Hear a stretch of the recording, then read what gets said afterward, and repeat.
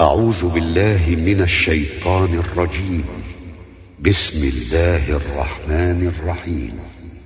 والشمس وضحاها والقمر إذا تلاها والنهار إذا جلاها والليل إذا يغشاها والسماء